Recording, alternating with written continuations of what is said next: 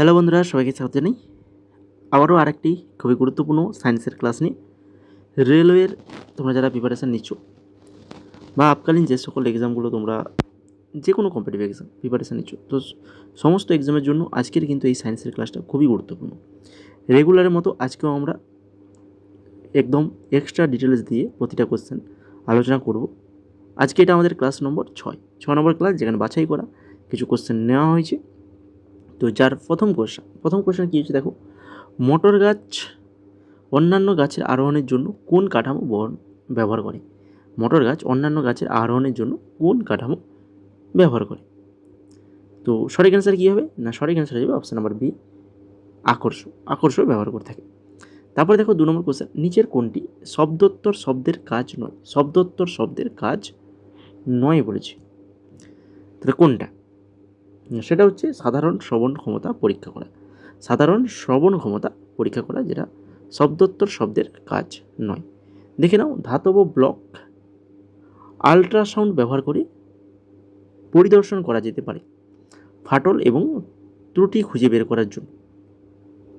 বড় কাঠামো যেমন ঘর, সেতু, যন্ত্রপাতি এবং বৈজ্ঞানিক যন্ত্রপাতি সব ধাতব উপাদান ব্যবহার করে।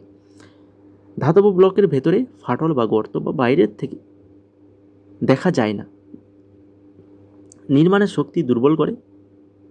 তারপরে আল্ট্রাসনিক তরঙ্গ ধাতব ব্লকের মধ্য দিয়ে যেতে দেওয়া হয় এবং প্রেরিত তরঙ্গ ডিটেক্ট করে ব্যবহার করে শনাক্ত করা হয়।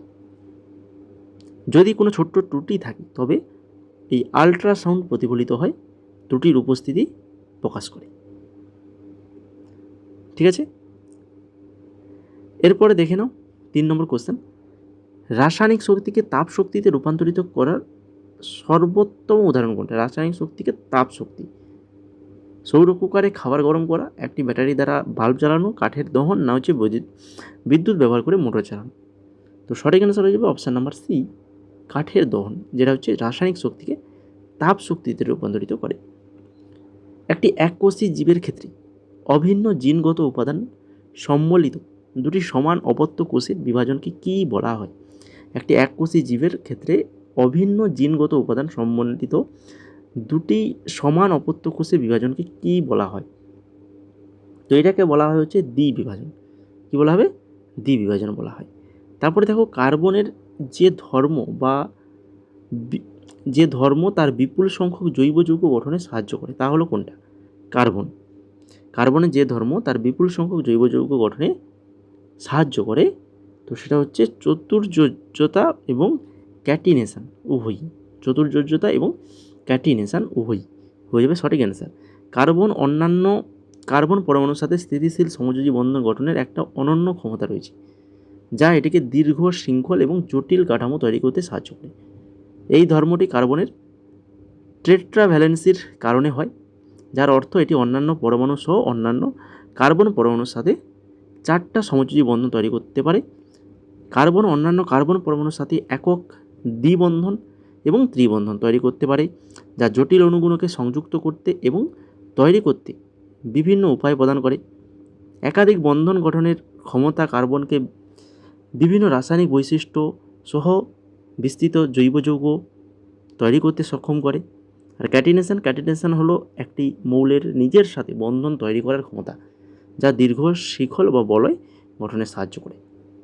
কার্বন হলো সবচেয়ে সুপরিচিত মৌল, যা ব্যাপক ক্যাটিনেশন করতে সক্ষম।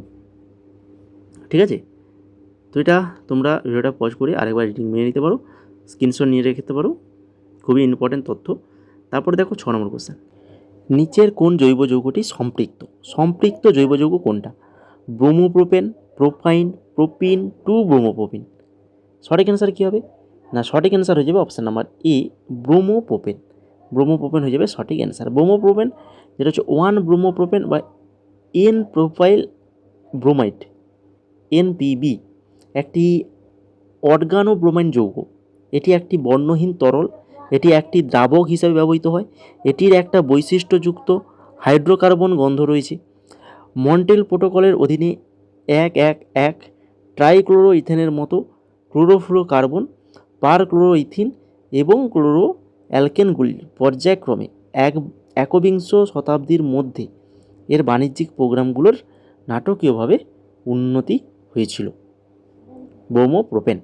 তারপরে দেখো 7 নম্বর কোশ্চেন, একটি গাড়ি স্থিরাবস্থা থেকে চলতে শুরু করে এবং 5 সেকেন্ডের জন্য গাড়িটি 2 মিটার পার সেকেন্ড হারে সুষম ত্বরণ ঘটে। তো গাড়িটির চূড়ান্ত বেগ তাহলে কত হবে?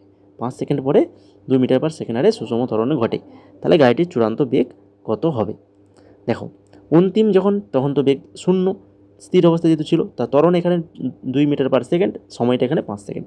সূত্র দেখে নাও, ভি সমান ইউ প্লাস এটি, এই সূত্রে বসিয়ে দেবে প্রত্যেকটা মান, তাহলে উত্তর বেরিয়ে চলে আসবে কত না হচ্ছে 10 মিটার পার সেকেন্ড। 8 নম্বর কোশ্চেন, অক্সিজেনের মতো ক্ষুদ্র অণুগুলি কেন সহজেই কোষ ঝিল্লির মধ্য দিয়ে প্রবেশ করতে পারে কিন্তু স্টার্চ বা প্রোটিনের মতো বড় অণুগুলি পারে না? কেন পারে না? কারণটা হচ্ছে কোষের পর্দা কিছু বাছাই করা পদার্থকে প্রবেশ করতে দেয়। কোষের পর্দা কিছু বাছাই করা পদার্থকে প্রবেশ করতে দেয়। তারপরে দেখো 9 নম্বর কোশ্চেন, নিচের কোনটি গ্যাসের বৈশিষ্ট্য? একটা গ্যাসের বৈশিষ্ট্য কোনটা হতে পারে?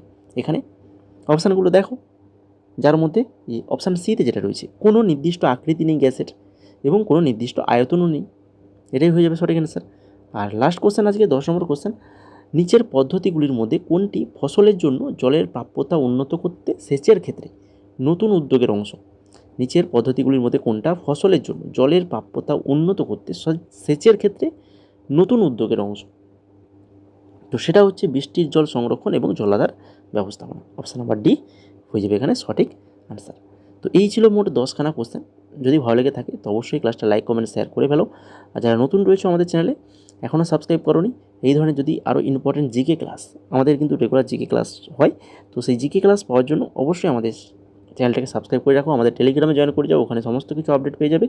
তাছাড়া তোমরা বিভিন্ন প্রিভিয়াস ইয়ারের জিকে কোশ্চেন পিডিএফ যদি নিতে চাও, RRB, NTPC, graduation, under graduation PDF কিন্তু আমাদের কাছে অ্যাভেলেবল রয়েছে, যেটা দুটো 2025-এ যে এক্সাম হয়েছে দুটোরই জিকে কোশ্চেন মিলে তোমরা 99 টাকায়, মাত্র 99 টাকায় দুটো জিকে কোশ্চেন আনসার তোমরা পেয়ে যাবে একদম টপিক ওয়াইজ, এক্সট্রা ডিটেলস সহ।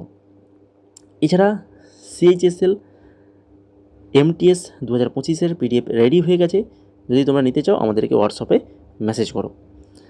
এছাড়া সিজিএল রয়েছে, এসএসসি এমটিএস প্র্যাকটিস সেট রয়েছে, জিকে সিপিও রয়েছে, এমটিএস সমস্ত কিছু। দেখো সিজিএল, সিএইচএসএল, সিপিও, কারেন্ট অ্যাফেয়ার্সও রয়েছে আমাদের কাছে, West Bengal police, Kolkata police বা আমাদের ওয়েস্ট বেঙ্গল যে সকল এক্সাম, প্রত্যেকটা এক্সামের জন্য আমাদের এই পিডিএফটা তোমরা পড়তে পারবে।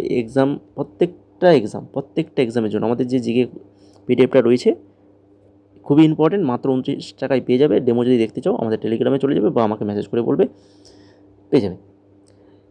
তো তার জন্য কী করতে হবে, এই হোয়াটসঅ্যাপ নাম্বার রয়েছে, আমাদের হোয়াটসঅ্যাপ নাম্বারে মেসেজ করো, যে পিডিএফটা নেবে সেটা লিখে মেসেজ করো। ডেমো দেখতে চাইলে সেটাও মেসেজ করতে পারো বা টেলিগ্রামে যাও, ডেমো লিঙ্ক দেখে নাও।